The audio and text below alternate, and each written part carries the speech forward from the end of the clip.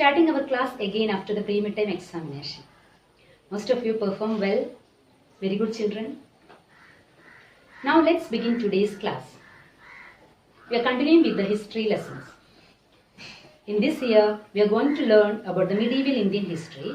The previous lesson is only an introductory lesson. And in that lesson, we learned about what are the problems faced by the historians while studying the past, such as the science of cartography is different in different times. And while reading manuscript or inscription, historians face a lot of problems. And also, the meaning of the terms such as Hindustan, foreigner, these all are differently used in different times. And some of the technological changes associated with the medieval period. The Persian wheel in irrigation, firearms in combat, spinning wheel in weaving, etc.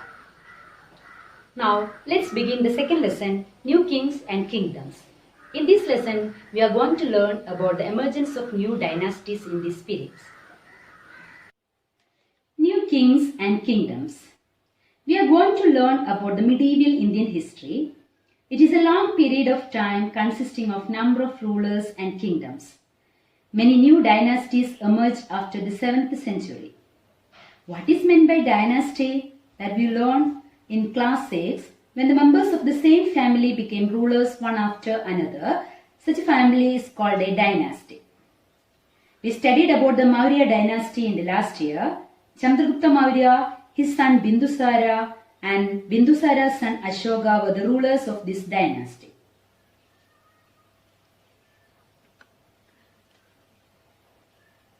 This map shows the major ruling dynasties in different parts of the subcontinent between 7th and 12th century.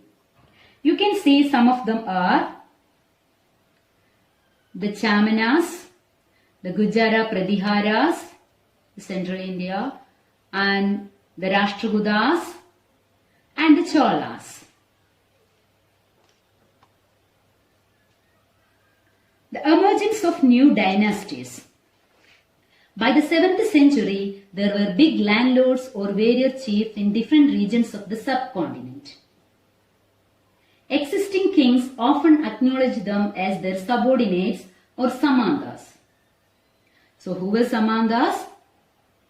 In 7th century, by the 7th century, there were big landlords or warrior chiefs in different regions of the subcontinent, and the kings often acknowledged them as their subordinates or samandas. What are the important duties of the samandas?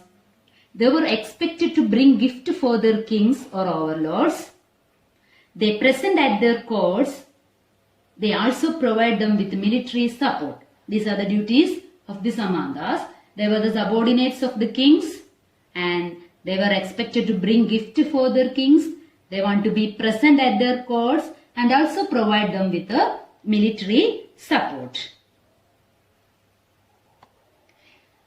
What happened later? As samandas gained power and wealth, they declared themselves to be Mahazamanda, Mahamandaleshwara and so on.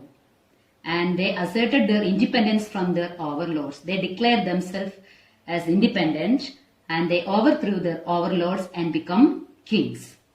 So earlier they were the Zamandas or the subordinates of the existing kings. When they get more power and wealth, they declared themselves to be the Maha-Zamanda or Mahamandaleshwara and so on. Sometimes they asserted their independence from the overlords. They declared themselves independent from their overlords or the kings. So samandas were the subordinates of the existing kings. They want to be present at their court, provide them with the military support and bring them gift. But when they become more power, when they gained more power and wealth, they declared themselves as Mahazamandas or Mahamandaleshwara, or they will become the kings. They declared themselves as the kings. We can see one example of Rashtrakutas. Rashtrakutas were the subordinates or Samandas of the Chalukyas. In this picture you can see the wall relief from the cave Ellora showing Vishnu as Narasimha, the man lion. It is a work of the Rashtrakuta period. Let's see how the Rashtrakutas become powerful. Rashtrakutas were subordinate to the Chalukyas of Karnataka. In the mid-8th century, Dendidurga, a Rashtrakuta chief, overthrew his Chalukya overlord by performing a ritual called Hiranyagarbha. So, Rashtrakutas were the subordinates or Samantas of the Chalukya rulers.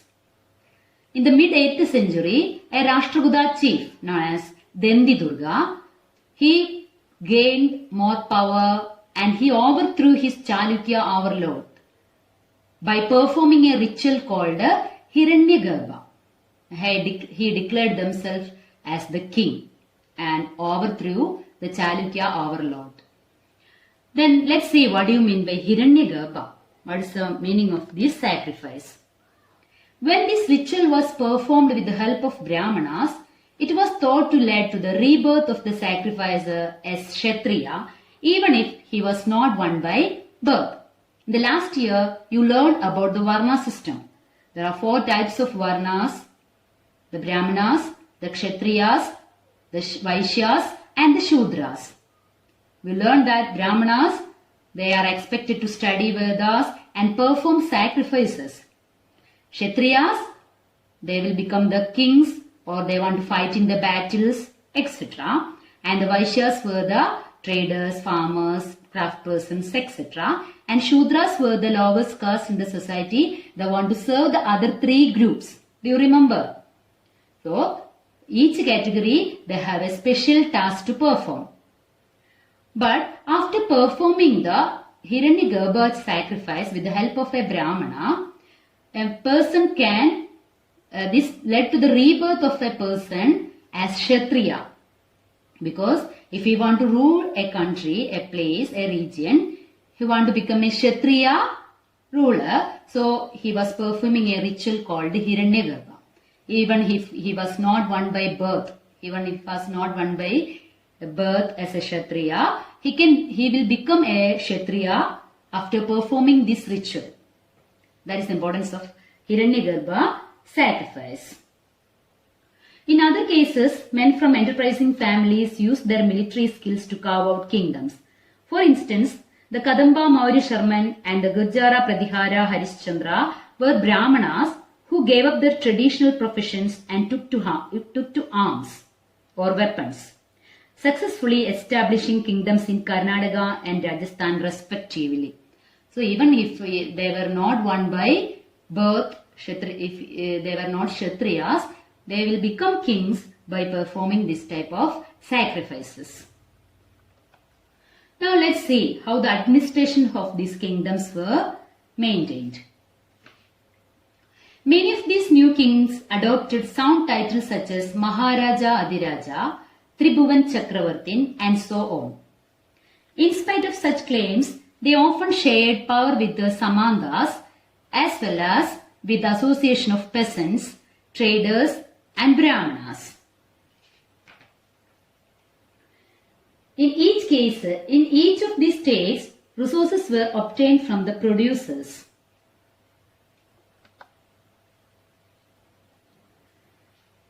Such as peasants, cattle keepers, artisans, who were often persuaded or compelled to surrender part of what they produced. They are not giving this as willingly, more or less willingly. Sometimes they were claimed as rent due to a lord who asserted that he owned the land. Revenue was also collected from traders. In one inscription, they are writing about 400 taxes in Tamil Nadu region.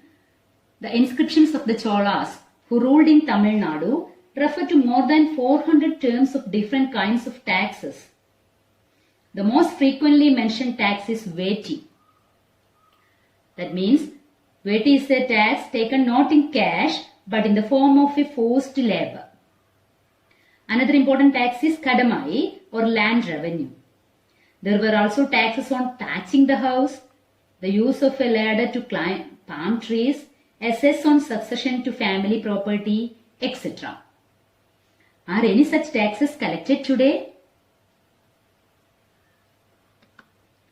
These resources were used to finance the king's establishment as well as for the construction of temples and forts. They were also used to fight wars. So what are the important purpose they use this land revenue? They were used these resources for financing the king's establishment, for the construction of palace, etc. and also for the construction of temples and forts. What do you mean by forts that you learned in the last year? To protect the territory or region of a king, they are making or building forts. They were also used to fight wars. These are the important purposes they are using the land revenue.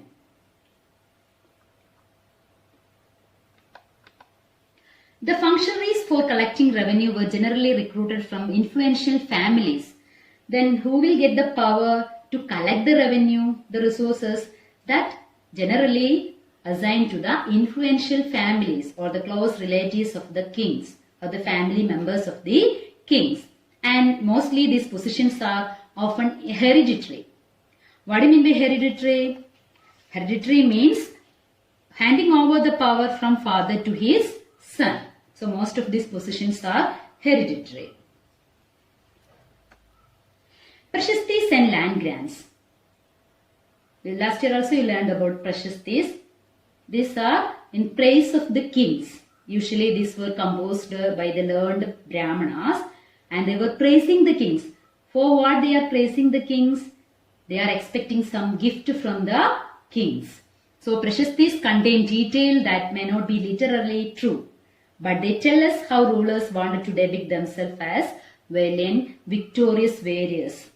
For example, these were composed by learned brahmanas. So most of the we cannot simply depend upon the prashastis information because it contains the details of these prashastis may not be literally true because they are simply praising the rulers for expecting some gift from the overlords. They are praising them.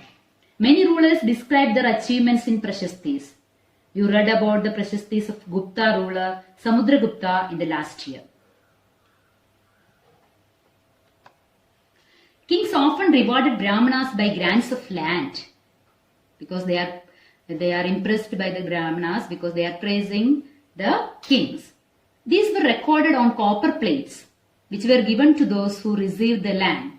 So they are offering land to the brahmanas. These were writing in copper plates. You can see a picture of copper plates here.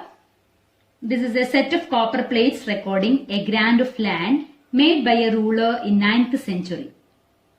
It was partly written in Sanskrit and partly in Tamil. The ring holding the plates together is secured with a royal seal to indicate that this is an authentic document. This was given to a Brahmana by the king.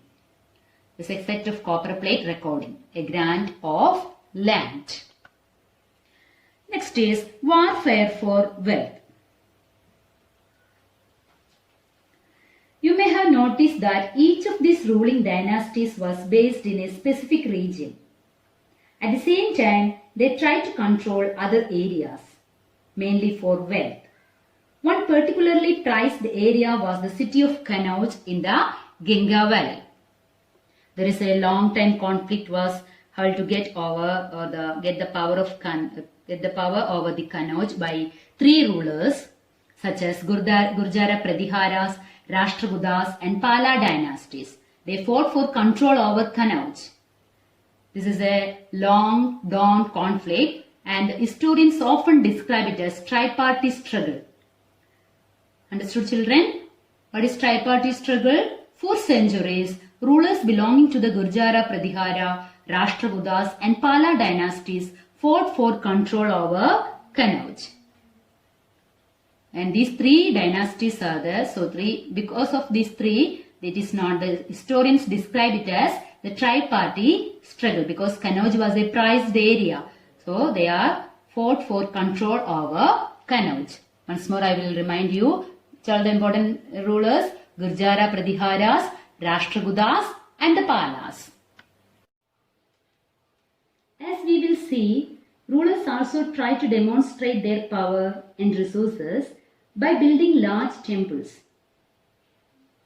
that we will learn. So, when they attack one another's kingdom, they often chose to target temples because they are very wealthy, extremely rich. One of the best known of such ruler was Sultan Mahmud of Ghazni in Afghanistan. He ruled from 997 to 1030 and extended control over parts of Central Asia, Iran and northwestern part of the subcontinent. He raided the subcontinent almost every year, and his main targets were wealthy temples, including that of Somanath in Gujarat. You can see the picture of Somanath temple in Gujarat. Sultan Mahmud of Ghazni, he always raided the subcontinent, and mainly he targeted the temples because they are extremely rich or wealthy. One such temple was Somanath in Gujarat, and he used this wealth for building or constructing a splendid capital city at Ghazni. Much of the wealth he carried away was used to create a splendid capital city at Ghazni. From that you understood how much wealth in temples. So he taken the wealth and he was used this wealth to build a splendid capital city at Ghazni. Sultan Mahmud was also interested in finding out more about the people he conquered. He conquered the most of the parts of the Indian subcontinent, and he was also interested to write an account of the people he conquered. So he entrusted a scholar named Al-Birani to write an account of the subcontinent. This Arabic work, known as Kitab al-Hind, remains an important source for historians. He consulted Sanskrit scholars to prepare this account. You can see the picture of Al-Birani, who wrote the book Kitab al-Hind. He also consulted the Sanskrit scholars to prepare this account. Chamanas. Other kings who engaged in warfare included the Chamanas, later known as Chauhans, who ruled over the region around Delhi and Ajmer. Which are the regions under the control of the Chamanas? Delhi and Ajmer. They attempted to expand their control to the west and the east, where they were opposed by the Chalukyas of Gujarat and the Gahadwalas of western Uttar Pradesh. And the best known Chamana ruler was Prithviraja III.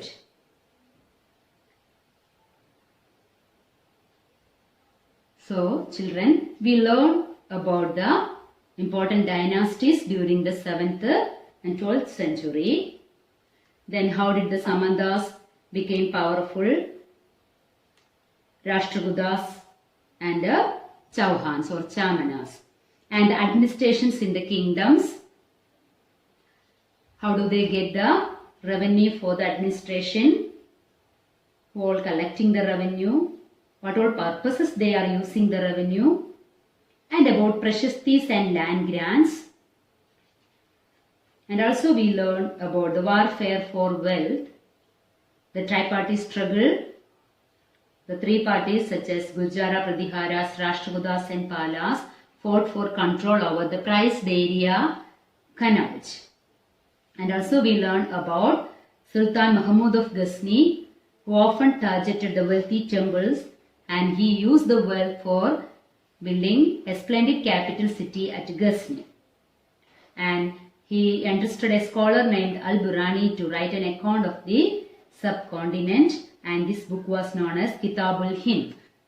This remains an important source for the historians. And also we learn about the Chamanas who ruled the regions around Delhi and Ajmer, and the best known Chamana ruler was Prithviraja III. Next about Chola dynasty, that we will learn in the next session. So now let's recall what we learned by listening to a small video. New Kings and Kingdoms. Hello students. Around 17th century, there were big and rich landlords in various regions of the continent. The duty of Samantas was to bring gifts for the kings and help the kings by providing military support. Because of power and wealth, Samantas sometimes called themselves as Mahasamanta, Mahamandaleshwara. Let's see an example when Samantas asserted their independence from kings. Rashtrakutas were the subordinates of Chalukyas of Karnataka. But in mid-18th century, a Rashtrakuta chief named Danti Durga threw a Chalukya king and did a ritual, Hiranyagarbha, which led to rebirth of Kshatriya. Let us see. The Chalukya dynasty. It was a powerful Indian royal dynasty that ruled large parts of southern and central India between the 6th and the 12th century CE. During this period, they ruled as three related but individual dynasties. The earliest dynasty, known as the Badami Chalukyas, ruled from their capital Vatapi from the middle of the 6th century. Later on, the Badami Chalukyas began to assert their independence at the decline of the Kadamba kingdom of Banavasi and rapidly rose to prominence during the reign of Pulakesi II, 609 to 642 CE. Maharaja Adiraja. In this very period, the kings were being titled as Maharaja Adiraja Tribhuvana Chakravartin. The power of kings was shared with Samantas, peasants, traders, and Brahmanas. The divine right of kings, or divine right theory of kingship, is a political and religious doctrine of royal and political legitimacy. It asserts that a monarch is subject to no earthly authority, deriving the right to rule directly from the will of God. The king is thus not subject to the will of his people, the aristocracy, or any other estate of the realm, including the church. According to this doctrine, only God can judge an unjust king.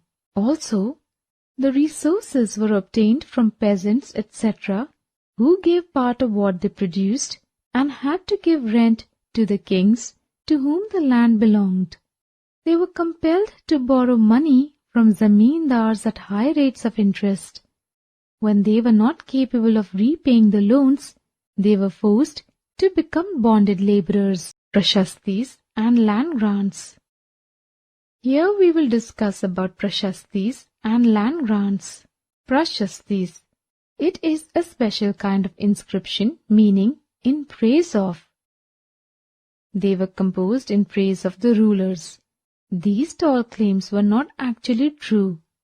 Rulers wanted to show themselves as great warriors and often described themselves as equal to God. Prashastis contains information about the rulers and which may not be true, but contains information such as how rulers wanted to depict themselves, such as victorious, valiant, etc. But the land grants were recorded on copper plates, which were given to the proprietors of the land. More on land grants. The kings used to present lands to the Brahmins, and it is recorded on copper plates as proofs. The ruling dynasties ruled various areas. The most prized area was the city of Kannauj in the Ganga Valley. Kannauj, also spelled Kanauj, is a city, administrative headquarters, and a municipal board of Nagarpalika Parishad in Kannauj district in the Indian state of Uttar Pradesh. The city's name is traditionally derived from the term Kanya-Kubja. Kannauj is an ancient city. In earlier times, the capital of Emperor Harshvardhan. It is said that Kanya-Kubja Brahmins are originally from Kannauj. Kannauj is known for the distilling of scents and is a market center for tobacco, perfume, and rose water. It has given its name to a distinct dialect of the Hindi language known as Kannauji. It was called Kalinapaksa during reign of Alexander. Also, Gujara Pratihara, Rashtrakutas, and Pala dynasties fought for this area. The rulers target temples during the fight. Ruler Sultan Mahmud of Ghazni, Afghanistan. Yemen al-Devla Abul Qasim, Mahmud ibn Sebuktin, more commonly known as Mahmud of Ghazni, 2nd November 971 to 30th April 1030, was the most prominent ruler of the Ghaznavid Empire in the name of Islam. He conquered the eastern Iranian lands and the northwestern Indian subcontinent from 997 to his death in 1030. Mahmud turned the former provincial city of Ghazna into the wealthy capital of an extensive empire which covered most of today's Afghanistan, eastern Iran, Pakistan, and northwestern India. He was the first ruler to carry the title Sultan, signifying the extent of his power, though preserving the ideological link to the suzerainty of the Abbasid Caliphate. During his rule, he invaded and plundered parts of Hindustan 17 times. Other kings who were engaged in the warfare: Chahamanas, the Chauhan's dynasty, tried to explain Chauhan rulers in Chauhan dominions from circa 800 to 1316 AD. Chahamanas dynasty includes many branches of the Chahamanas. The first of these branches lived in the kingdom of Mahishmati, situated at the bank of river Narmada. I hope you get a picture of some of the dynasties and how they came into power during this period. And what are the different sources of revenue for these dynasties? You also learn about prashastis and land grants. In the next session, we will learn the remaining part of this lesson, the Chola dynasty. Now, take a notebook and write it down. I will call you personally. That time only you want to send the notes to me. Otherwise, I will send a message in the parent day diary for sending your notes. That time you can send the notes to me. Now, the first question is, who were Samantas? Answer, first point, by the 7th century, there were big landlords or warrior chiefs in different regions of the subcontinent.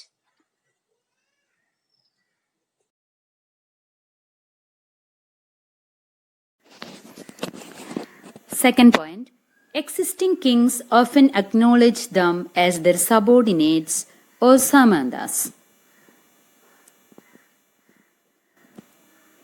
Third point, they were expected to bring gift for the king, be present at their courts, and provide them with a military support.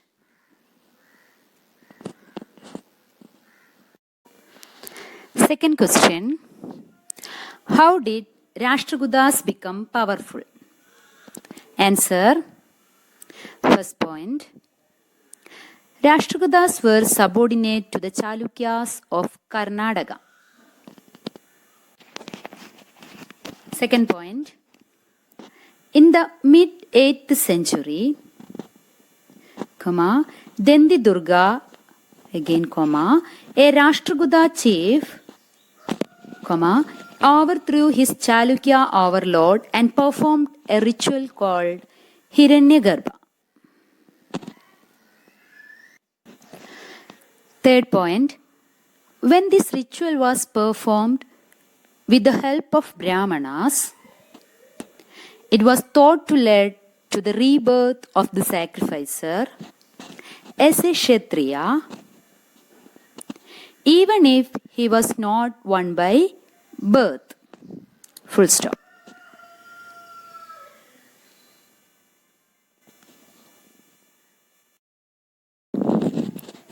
Third question. Write a short note on Prashastis. Answer. First point. Prashastis contain details that may not be literally true.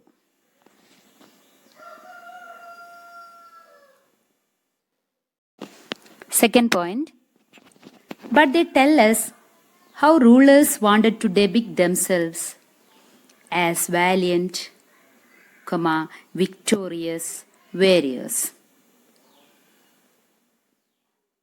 Third point. These were composed by learned Brahmanas.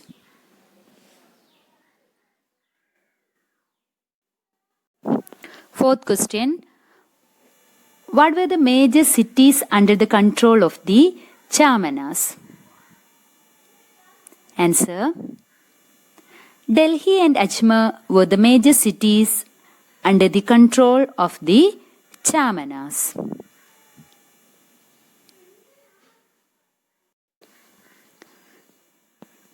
Next question, fifth question. Who were the parties involved in the tripartite struggle? Answer. First point. For centuries, rulers belonging to the Gajara Pratihara, Rashtrakuta, and Pala dynasties fought for control over Kannauj.